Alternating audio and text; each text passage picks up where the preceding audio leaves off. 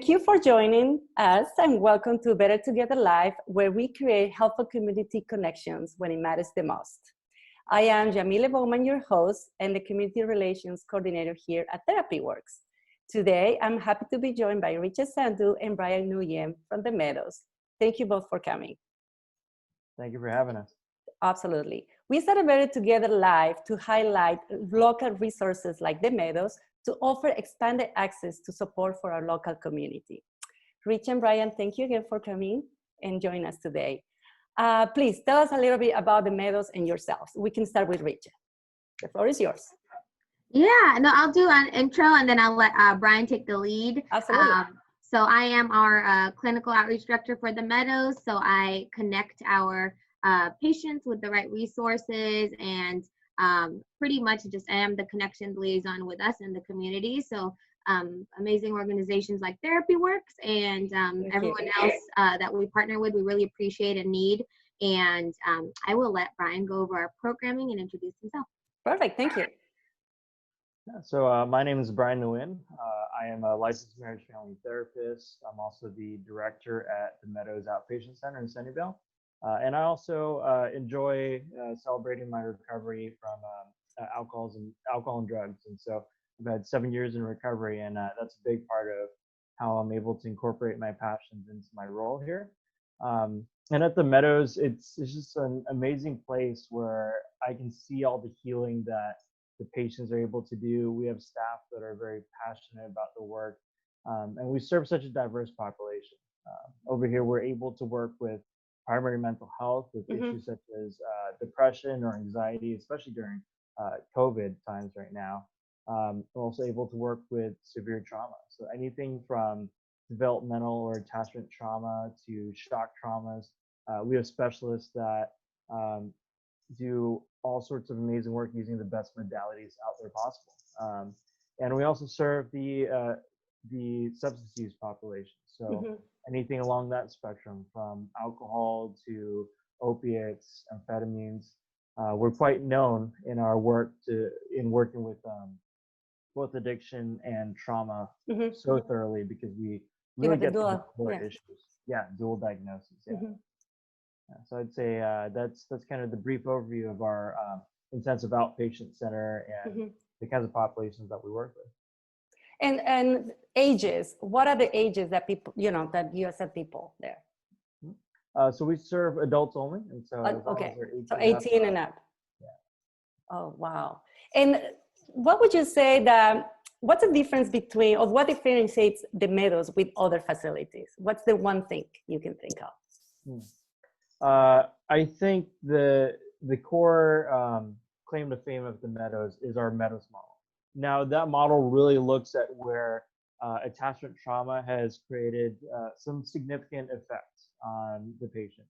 So it could be something like neglect or abandonment or the common abuse that occurs. So any one of those things can really affect a person's self-esteem, their sense of boundaries, their sense of who they are, and the reality of how human they are or how inhuman they perceive they are, their dependency upon others, and their ability to moderate or control their behavior or decisions.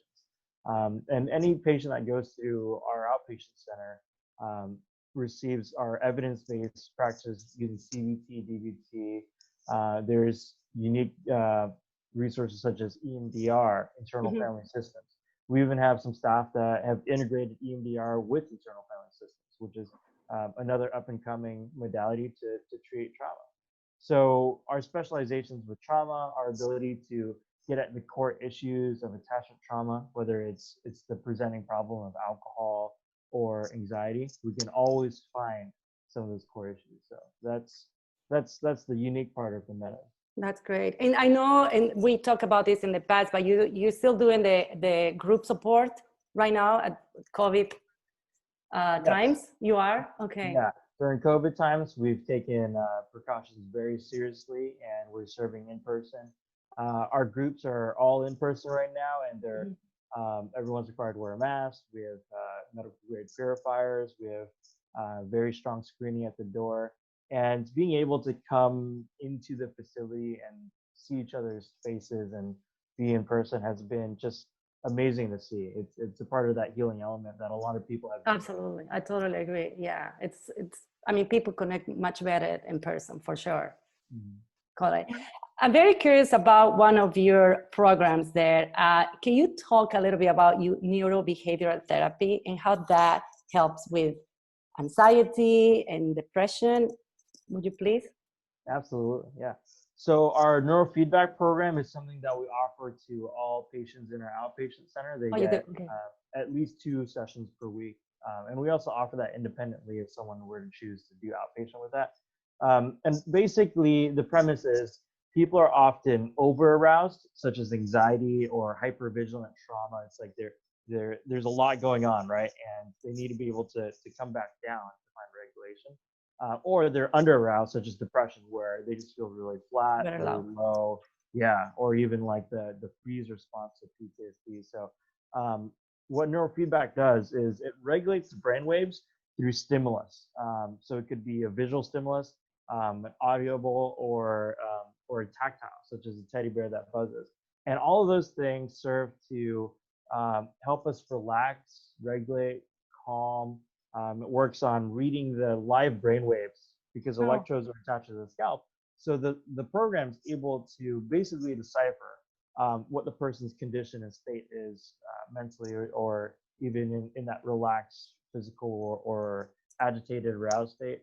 And so it modifies the stimuli coming through the screen, the music, the teddy bear, and it basically induces a state of relaxation. So what I like to say is if you've ever fallen asleep in the passenger side of the car because the rumbling of the vehicle Yes. is so calm, the sun's on your face, the music's Right. nice and light, like just like that. And you didn't have to do anything to fall asleep or relax in the passenger side, right? Same thing with neurofeedback. You just sit there, the software does the work, and you just experience, you let go, and it brings you back to that state of like equilibrium. After people do enough sessions, it's a permanent gain, and it's kind of like working out. When your body remembers that, hey, this is another bicep curl, like when your body needs to relax, it remembers where you're at during neurofeedback. Right, but I think it will probably take a couple of sessions to get into that. You know, none of us can totally relax. We always, busy, right? So what would you say, how many sessions does it take? I mean, I guess it depends on the person, but how many sessions do you think it would take for someone to just get into that rhythm? Minimum is 5 sessions to Okay. start receiving permanent gains. 20 sessions is optimal. Oh, it is. Okay. Yeah. And everyone gets 16 sessions minimum when they start our program here. And you said twice a week? Twice a week, yeah. Some people get 3 times a week, depending on the severity of the severity. Okay. So are you finding, because of where we're living right now, are you finding more people coming to you guys with anxiety and depression? Yes, I would say particularly with our outpatient center, we're seeing so much both anxiety and depression, a lot of it related to status and achievement and work-based issues. Wow, yeah. So many professionals, so many students, people who their whole self-esteem is based off of how they compare themselves to others, for example, or how the company determines your status based on your productivity. And so a lot of people are able to work on that here because we get to where that whole construct of thinking started in their life from little ages, and we work through that, we heal that, and sometimes we'll have to do some EMDR or internal family systems to get to like some trauma work on that. Right, and it doesn't help that we live in a very competitive, society that we have to, everyone, right, especially as students, they really need to work so hard. Yeah, totally understand. So Richard, Brian, that was wonderful. Anything else you want to add in terms of your clinical experience here? My own personal clinical experience? Oh, yeah. I mean, what else the Meadows offer? Yeah, I think the talent of our staff and being able to just have such a strong team has been that's what we love amazing. about you guys. Yeah, we have several people who are very open with their recovery, and it helps for the patients to see that you can be a completely functional, normal human person that experiences emotions. That life isn't perfect for people that get sober or work through traumas. We have a lot of people who are open about their mental health here at work too. And so, these are great models appropriately used to give them hope and help them feel comfortable. So our motto over here is we gather to heal, and it's truly that. I love that. Yeah, I love that. That's great. So Richa, what would you say to one of your favorite community resources out there, so we can also share with our community? Yeah, that's a tough one. We need all levels of care in terms of just connecting our patients with the right people and make sure we have a huge database in different areas, different, specialties. Well, I'll just say straight up, since we're in this interview, yes, we do love therapy work. So thanks for having us.